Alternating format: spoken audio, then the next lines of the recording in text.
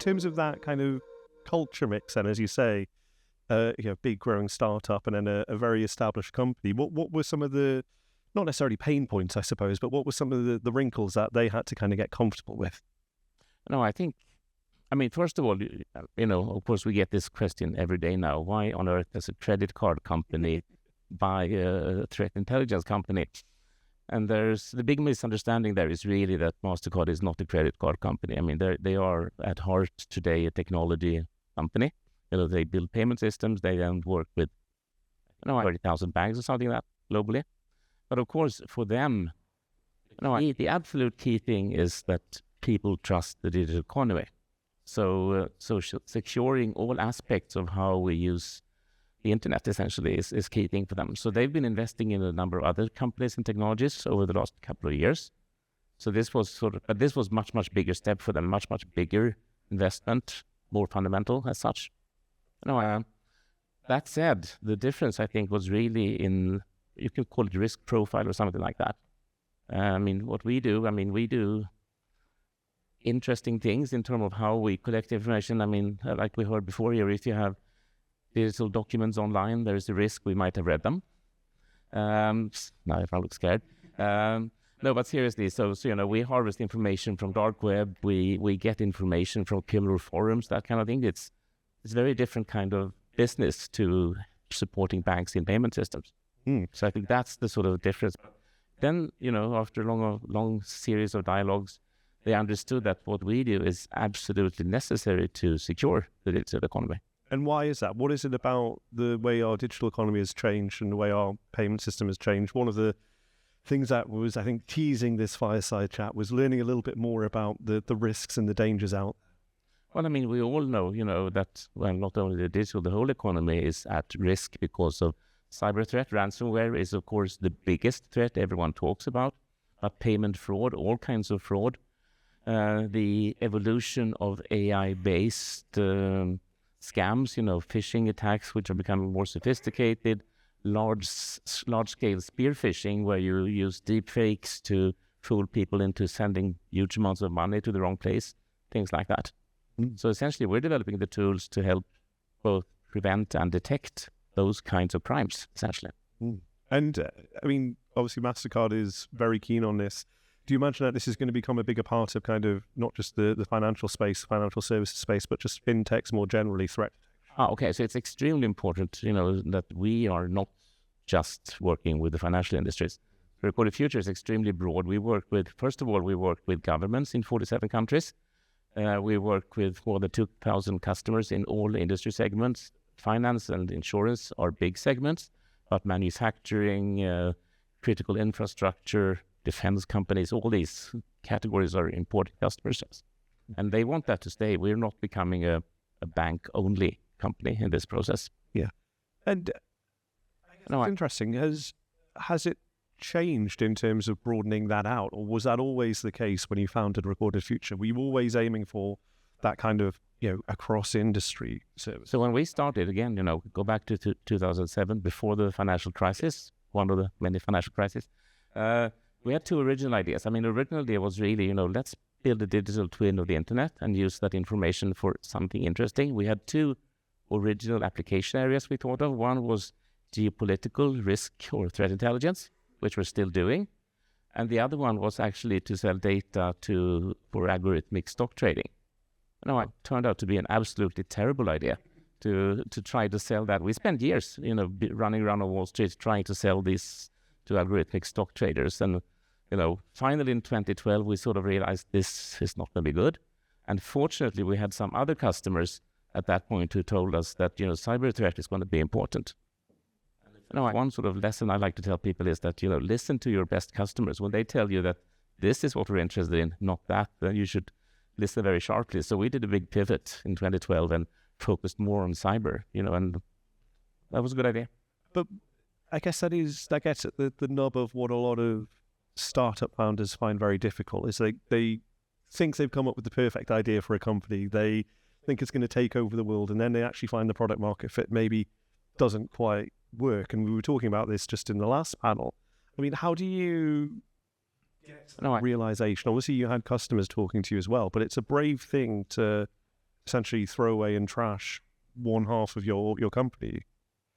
No, yeah, but I think, I sometimes I have my own little fable I invented, the fable about the alligator and the elephant.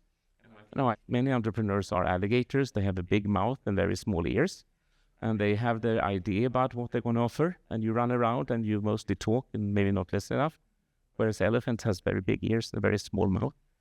Maybe that's something worthwhile, but of course it's hard. I think the other lesson is, and I've been engaged in quite a few other companies as well. I think the other lesson I have, especially companies who come from a research background, it's really easy to go out there and you're the smartest guy in your area, and you know all the other smart guys in the world. So you think that I'm going to sell to the smart people, and then that brings you up to this size company, and then you run out of smart people. Then you need to adapt your product to much larger audience. Very humbling for someone who comes from a research background. You sort of need in a way to dumb down what you built. You need to build something which many more people can use. It's a really tough process. And you touched there on your background. I mean, we should probably explain for those who don't know. I mean, I think many people in this room probably do, but more than a dozen startups, previously CEO of the Swedish Institute of Computer Science. We can't ignore the fact that we are right here next to, huge bits of innovation, lots of university buildings. How well suited do you think is this country to kind of building those founders that will create businesses just like yours? I'm going to repeat what everyone says. We do great research in Sweden. I think we even attract good international researchers to come here. Are pretty bad at actually, in terms of having people out. I think Gothenburg, I have Clementina sitting straight in front of me here. The ecosystem we've built in Gothenburg here, both around Gothenburg University and Chalmers, is quite extraordinary in actually having a support system for researchers who want to take their ideas out from the lab and into the real world. But overall, don't get me started on the visa system where we bring people here, they get their PhD, and then we send them out. That's pretty terrible. Well, I do actually want to get you started on that, to be honest, Staffan, because I think it is a really interesting point. As someone who covers the European tech space and the world tech space as well, it feels like this is a relatively rare European success story. I don't know whether you necessarily agree with that or disagree, but what is it about, And I think, before we go further, I think it's important to understand that we are the transatlantic success story. One of my previous companies, Hotfire, we started that in Gothenburg. We moved the headquarters after a couple of years to Boston. For the future, from the start, we did it as a transatlantic setup. I think, I'm always saying this, Swedish engineers are better, cheaper, unfortunately, and more loyal than American engineers. But Americans are, after all, they have the hugest market in the world. They are better sales and marketing people. So I've been engaged in, I think, 3-4 companies who've done this model where you develop the stuff, you have the R&D here, focused here. I focus your marketing, especially your initial marketing activities on the US. But is that a decision made out of necessity rather than choice? I have to differ between the two, honestly. Well, I guess, would you, in an ideal world, would you rather that it wasn't a transatlantic company? But I think it's such an unrealistic ideal world. All the problems we have with the fragmented European market means that it's just a tougher thing to do.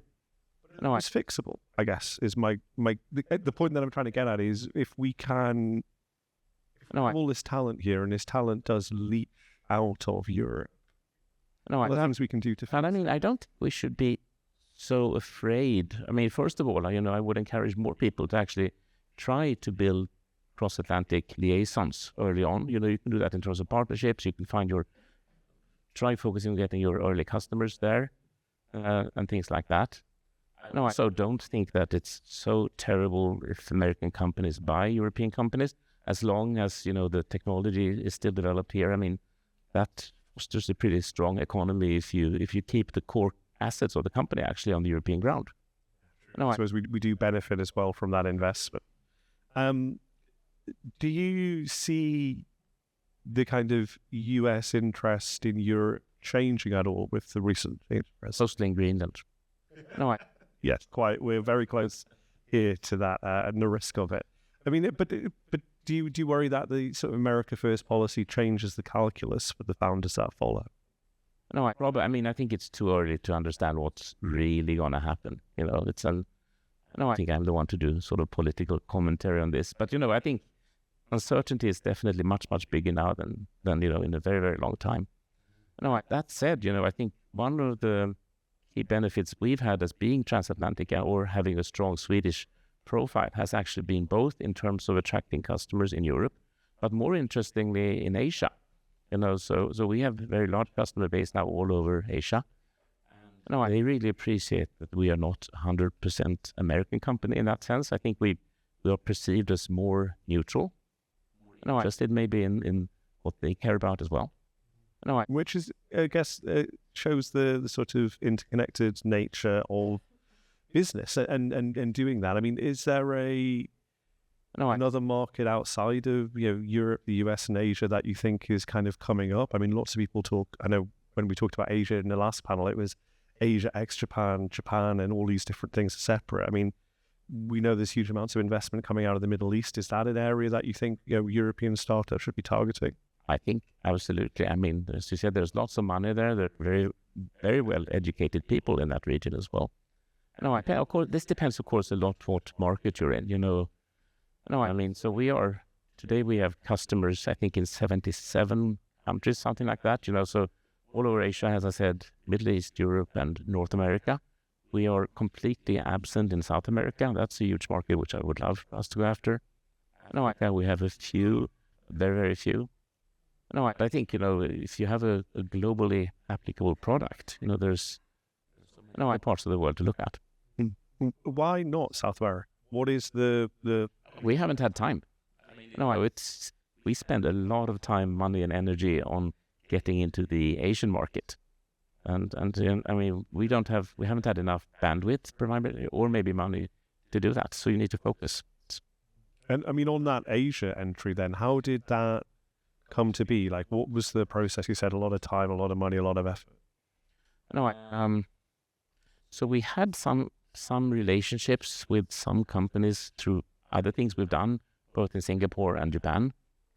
Those two were really the two starting points for that, and Singapore is interesting. I mean, there are lots of connections between Sweden and Singapore at all levels, both academic, but also on the government side.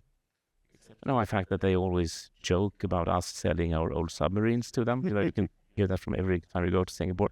But, I think there's a sort of a pretty interesting cultural bond. I think, if you look globally, I think in many ways, Singapore and Canada are the two easiest places as a Swede to go and do business. Yeah. And then, of course, Singapore is interesting because the government is, everything there is the government in a way. So you manage to get very good contacts with GovTech, as they're called there, the government agency that runs a lot of tech development there.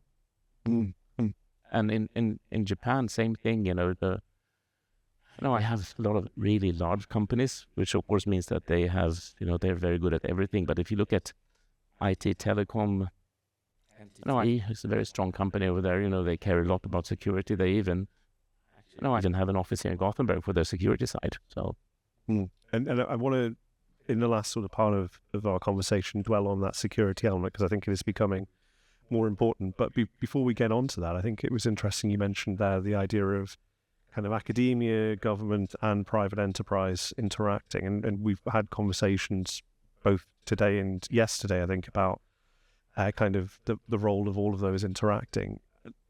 Is there more to be done to join up those kind of different aspects? And you have previous history in all of them, essentially. Like, how do we better connect them if we need to? I mean, it's a hard question. And I think, we clearly need to encourage in more ways. I'm full disclosure, I'm on the board of Vinnova, and Vinnova, has a lot of programs, which one of the main purposes there is actually to get academic research and companies at all stages to work together on very important problems. I think those kind of initiatives definitely help. But I mean, it's still hard. It's very different culture. What was this? Yeah, what is the biggest culture shock that people find coming out of academia into business? I think it's very, very individual. There are some people in academia who are great at selling I think that maybe the shift is they have spent their life finding research results. Now they have to sell products instead. Instead of convincing a funding agency to give you money, you need to convince some procurement office at a big company to give you money. It's a sort of different kind of thing. But honestly, I think a lot of the people who come from academia and are successful in starting companies, they have actually been very successful before because they are good at selling their vision, good at selling their ideas. And I mean, it's not difficult to have to sell the importance of kind of threat analysis and risk tracking. I mean, at the minute, still, everyone thinks it's so easy, but I think it's always hard to sell. Really? Or why? I like to keep their money. I think it's you. I mean, people. We hear this a lot. People say, "Oh, you're in the perfect industry. Now money must be pouring over you." But there's always competition for budget. Even if people realize they want this, there were things they need their money for as well. So it's still a tough fight. And for us, I mean, it's tough to do the first sale. It's tough to keep your customers, to keep them happy, and so on. I think in any business it is a constant struggle. There are very, very few cases where people just happily depart with their money. Yeah, that is true. I suppose that people do like keeping the things in the bank. But are you finding that there is not necessarily an increased appetite to part with their money, at least an increased awareness that people... There is absolutely, and there's a huge difference, from 10 years ago in terms of risk awareness, and I think at all levels, but most importantly at top executive and board level, that people now worry about these things. I said that in one way you could say that the ransomware gangs, the worst criminals in the world in a way, they've done everyone a great favor in terms of educating boards about the catastrophic effects you can have if you don't invest in risk management and protection of this kind. It all comes down to money, ultimately, if it's coming in or going out. Exactly, and which way do you want it to go out? You mentioned at the start the way that AI is maybe changing things. I know that the company put out their annual report and kind of assessment of all the threats out there lately. To what extent has kind of the generative AI revolution at least, changed the perception of risk for all of us? I mean, it's interesting. Of course, we've all seen, the Max Tegmarks of the world who are warning of, guys becoming aware and realizing that we are the big threat and they will turn us all into paper clips. For me, the big immediate threat now is really criminals, whether they are sort of organized gang criminals or if they're rogue states. AI to multiply the force which they can attack us. I think that's the big thing we need to be aware of and how to protect against. And that can be everything from phishing or sort of those kind of attacks on our minds in a way to actually being able to automate large scale cyber attacks by AI generated software or automated scanning of vulnerabilities, things like that. And I know it's not an either or, but is the bigger risk, do you think, from state-sponsored groups or kind of private groups? I think it was last month you were called an undesirable company by Russia. Yeah, we got a badge from Russia saying that we were an undesirable company because we help Ukraine a lot. We felt very honored by that, actually. It's actually interesting. So I think, when you say that, it's not really an either or. Some countries, if you speak of public-private partnerships, there are countries where the bad government state actors work quite closely with the criminals. Some people even say that you have a day job working for the state and then you make more money at night working for your criminal gang. I can see that. We can do technical analysis and see that we can look at similarities in the tools they use, the procedures they use, for example. So it's a combination. And I mean, do you think this problem is going to get worse in the future? And if so, how should we prepare for it? I think we're in the middle of an extremely dangerous arms race, really, here, and it brings me to my pet topic, actually, in 16 seconds, which is that, when we talk about AI regulation, it's very easy to say that's there are risks, let's regulate. What's going to happen, of course, is that the bad guys will completely ignore any regulation. They will just carry on. And if we, I have to be very careful not to sort of stop development of technology, on the good side, because then the bad guys will definitely get the upper hand. Well, I'm sure we can overrun for a little bit because we started a couple of minutes early. So let me ask you one more about that because it's, I think, important for the audience. You haven't asked about DeepSeek yet. This was what I was literally going to ask about. I was going to ask about the extent to which kind of open source models and the ability to kind of dig into that, and frankly, DeepSeek coming and wiping everything away changes the equation. No, I actually think it's really interesting that everyone is completely misinterpreting DeepSeek. I think, we should all be extremely enthusiastic. So now the stock market in the US reacted like crazy and everything. But I think the important thing there is that, it's like Moore's law about capacity of machines doubling every 18 months. And people have said for a long time that it's going to die. That law won't apply, but it has. We're still seeing those doubling. And DeepSeek is actually an example of exactly the same thing. All of a sudden, someone comes up with more clever algorithms. Something which means that you can do more on less hardware. I'd be extremely enthusiastic about that because it means, first of all, a lot of the stuff you want to do with AI is going to be much, much cheaper, thanks to what they've shown that you can do. But of course, the one who has access to the most sophisticated hardware will be able to do even more things on that if they learn from this. And now people just get scared and confused, but we should really embrace that. Yeah, that's the thing, isn't it? It's an arms race, but at least we have kind of equal weapons at the minute. Everyone has the same weapons. It's interesting. On that kind of semi-optimistic note, I suppose we should probably better... I'm always optimistic. Good. I'm the pessimist, so we balance each other out in that case. Brilliant. Well, ladies and gentlemen, please can we give it up for Staffan?